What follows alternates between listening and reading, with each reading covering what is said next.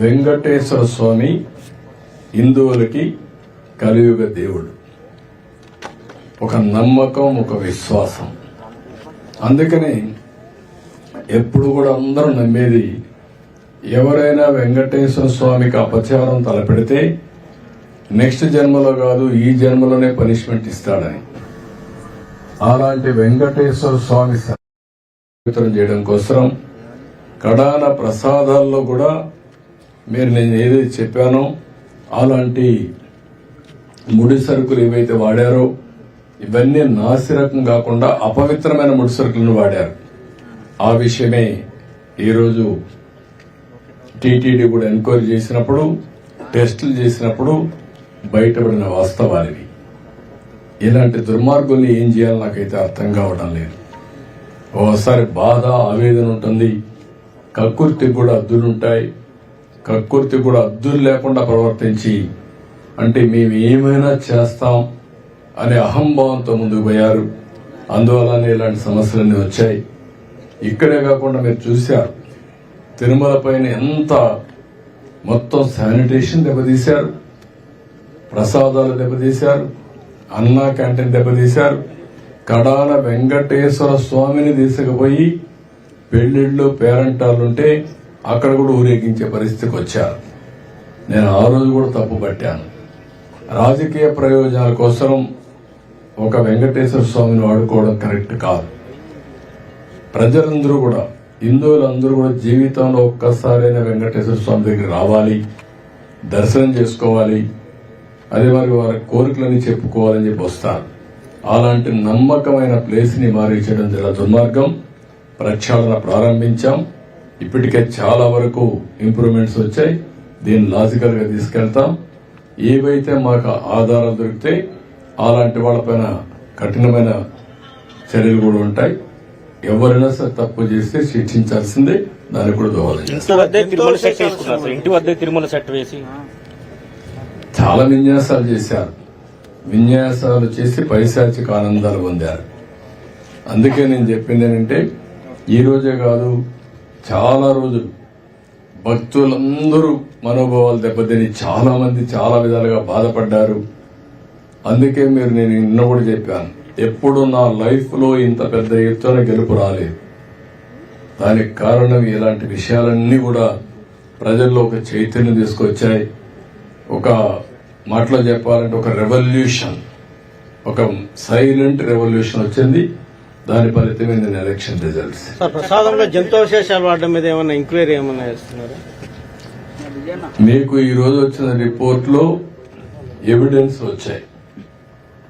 ఆ ఎవిడెన్స్ లో ఏది అనేది నిర్దిష్టంగా ఇది ఇన్ఫీరియర్ క్వాలిటీ ఉన్నాయి, ఇలాంటి పదార్థాలు కూడా ఉండడానికి ఇలాంటి ముడిసరుకు ఉందని చెప్పడానికి అవకాశాలు ఉన్నాయి. చాలా స్పష్టంగా చెప్పారు.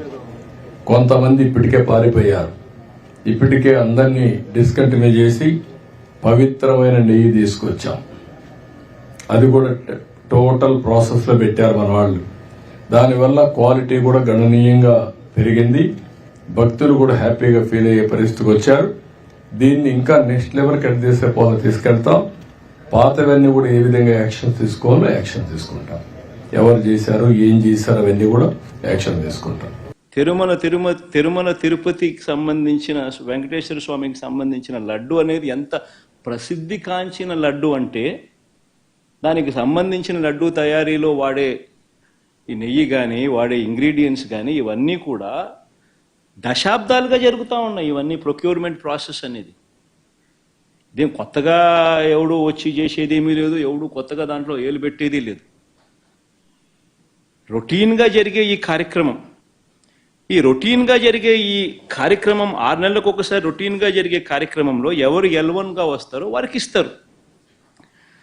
మరి ఎవరు సప్లై చేసినా కూడా, మరి ఎవరికి L1గా వస్తారు, ఎవరు సప్లై చేసినా కూడా వాళ్ళు ప్రతి ఒక్కరూ కూడా వారు సప్లై చేసిన ప్రతి ట్యాంకర్తో పాటు, వెరీ ఇంపార్టెంట్ ఈ పాయింట్, వాళ్ళు సప్లై చేసిన ప్రతి ట్యాంకర్ నెయ్యితో పాటు వాళ్ళు NABL సర్టిఫై చేసిన సంస్థ నుంచి, అంటే NABL అంటే national accreditation NABL, National Accreditation Board for Labs, National Accreditation Board for Labs certify చేసిన సంస్థ నుంచి ప్రోడక్ట్ క్వాలిటీ సర్టిఫికెట్ తీసుకొని రావాలి. రూల్ వచ్చిన తర్వాత ఇక్కడ టీటీడీలో ఆ ట్యాంకర్లో నుంచి 3 శాంపుల్స్ తీసుకుని 3 రిపోర్ట్స్ పాస్ కావాలి. ఇది routine process, compulsory process for anybody. ఈ 3 టెస్టులు పాస్ అయిపోయిన తర్వాతనే ఆ నెయ్యి కానీ ఆ ఇంగ్రీడియంట్స్ కానీ ఏదైనా కూడా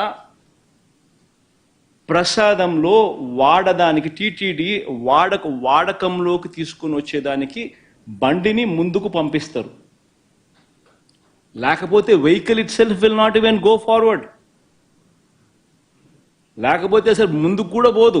రిజెక్ట్ ఆ 3 శాంపుల్స్లో ఏది పాస్ కాకపోయినా కూడా అసలు నీకు అసలు శాంప్లింగే అసలు నీకు అసలు ఆ బండి ముందుకే పోదు, ఆపేస్తారు, రిజెక్ట్ చేసేసి వెనక్కి పంపించేస్తారు. దట్ ఈస్ ప్రక్రియ. This is compulsory. మరి నేను అడుగుతా ఉన్నది ఒకటి చంద్రబాబు నాయుడు, మరి ఏదైనా కానీ రిజెక్ట్ అయిపోతే అసలు నువ్వు వాడే అవకాశమే లేదు, వాడే పరిస్థితి లేదు. మరి అలాంటప్పుడు అది వాడారని, అవి నాసిరికమని, యానిమల్ ఫ్యాట్ అని ఇలా రకరకాలుగా చెప్పడం అబద్ధాలు కాదా? ధర్మమేనా, న్యాయమేనా అని అడుగుతా ఉన్నా. నేను ఇంకొకటి కూడా అడుగుతా ఉన్నా.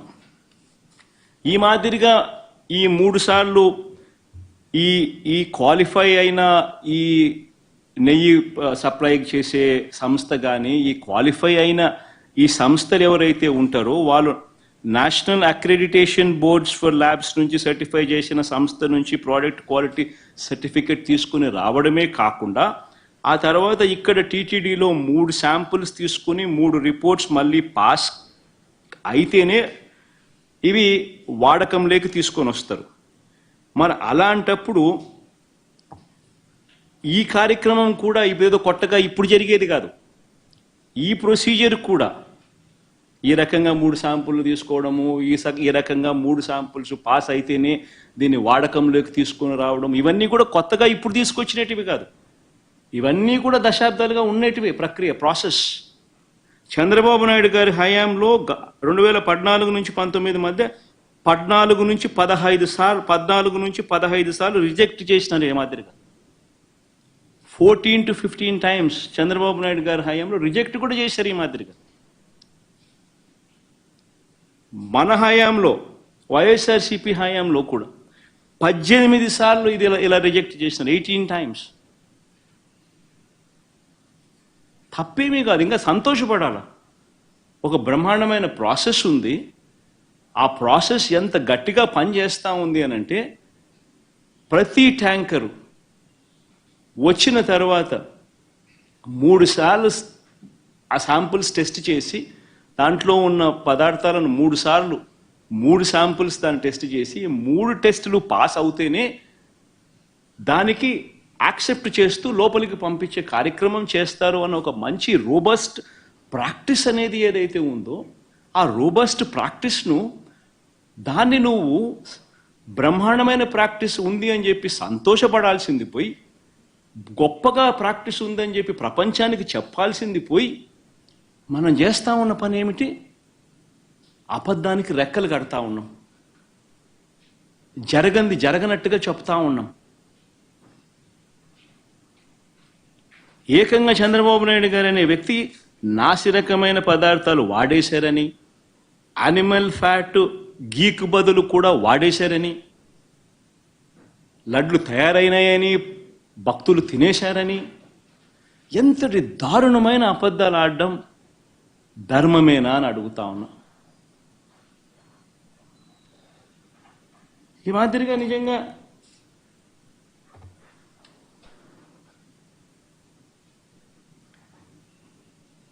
ప్లస్ ఆశ్చర్య కలిగించే విషయం ఇంకొకటి చెప్పాలి. అసలు ఈ రిపోర్టు రిజెక్ట్ అయిన రిపోర్టు మొట్టమొదటిసారి జూలై 12వ తారీఖున, అంటే ఎవరి హయాంలో, ఎవరు ముఖ్యమంత్రి? జూలై 12వ తారీఖున శాంపుల్స్ తీసుకున్నారు. అంటే ఎవరు ముఖ్యమంత్రి, ఎవరి హయాంలో ఇది? చంద్రబాబు నాయుడు గారు సాక్షాత్తుగా ముఖ్యమంత్రిగా ఉన్న హయాంలో. ఆయన జూన్ 4న ఎన్నికల్లో రిజల్ట్స్ అయినాయి. జూలై 12 ఆయనే ముఖ్యమంత్రి. ఆయన ముఖ్యమంత్రిగా ఉండగా శాంపుల్స్ జూలై 12వ తారీఖున శాంపుల్స్ తీసుకున్నారు. వచ్చిన ట్యాంకర్, ఒక ట్యాంకర్ తిరుపతికి ఆ టైంలో వస్తే, నెయ్యి సప్లై చేసే ట్యాంకర్ వస్తే దాంట్లో నుంచి శాంపుల్స్ తీసుకున్నారు. ఈ శాంపుల్ను 17వ తారీఖున 17న అంటే వాళ్ళ టెస్టులన్నీ చేసి, ఆ 3 టెస్టులు అక్కడే వాళ్ళు చేస్తారు. చేసిన ఆ టెస్టులు సరిగ్గా రాలేదు కాబట్టి ఆ శాంపుల్స్ను 17వ తారీఖున ఎన్డీడీబీకి పంపించినారు, నేషనల్ డైరీ డెవలప్మెంట్ బోర్డుకు. వాళ్ళు 23వ తారీఖున రిపోర్ట్ ఇచ్చినారు. వాళ్ళు 23వ తారీఖున రిపోర్ట్ ఇచ్చినారు, జూలై 23న. అవును, రిజెక్ట్ అయింది. నేను ఒకటే అడుగుతా ఉన్నా, జూలై 23వ తారీఖు నుంచి 2 నెలలు చంద్రబాబు నాయుడు ఏం చేస్తా ఉన్నాడు? 2 నెలల తర్వాత ఇప్పుడు చంద్రబాబు నాయుడు గారి 100 రోజుల పరిపాలన మీద అడ్వర్టైజ్మెంట్ ఇచ్చినప్పుడు ప్రజలు సూపర్ 6 ఏమైంది, సూపర్ 7 ఏమైంది అని చెప్పి ప్రజలు చంద్రబాబు నాయుడు నిలదీస్తా ఉన్నప్పుడు టాపిక్ డైవర్ట్ చేసేందుకు జూలై 23వ తారీఖున ఇచ్చిన రిపోర్టును ఇప్పుడు తీసి ఆ రిపోర్టును వక్రభాష్యం చేస్తూ ఆ రిపోర్ట్లో నుంచి ఈ మనిషి నోటికొచ్చినట్టుగా, ఇష్టం వచ్చినట్టుగా అబద్ధాలు ఆడడం మొదలుపెట్టాడు. ధర్మమేనా అని అడుగుతా ఉన్నా. ఇంకొకటి ఆశ్చర్యకరమైన విషయం కూడా చెప్పాలి. ఆశ్చర్యకరమైన రిపోర్ట్ ఏంటంటే, పోనీ రిపోర్ట్ ఏమిటి అని ఒకసారి చూద్దాం.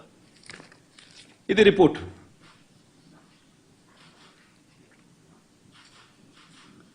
ఈ రిపోర్ట్ చూస్తే ఈ రిపోర్ట్లో కూడా ఏమని కనిపిస్తా ఉంది? ఇది S value, standard S value ఇవి ఉండాలి. అయితే స్టాండర్డ్ ఎస్ వాల్యూ ఇవి కాకుండా ఇవి ఉన్నాయి, అంటే డీవియేషన్ ఉంది, or falling out of the range. If any S value falls outside the corresponding limits, sample to contain foreign fat అని చెప్తా ఉన్నారు. However, under the circumstances listed before, a false positive result can be obtained అని కూడా చెప్తా ఉన్నారు. What are those kind of circumstances అని చూస్తే, if the sample is obtained from bovine milk other than cows milk.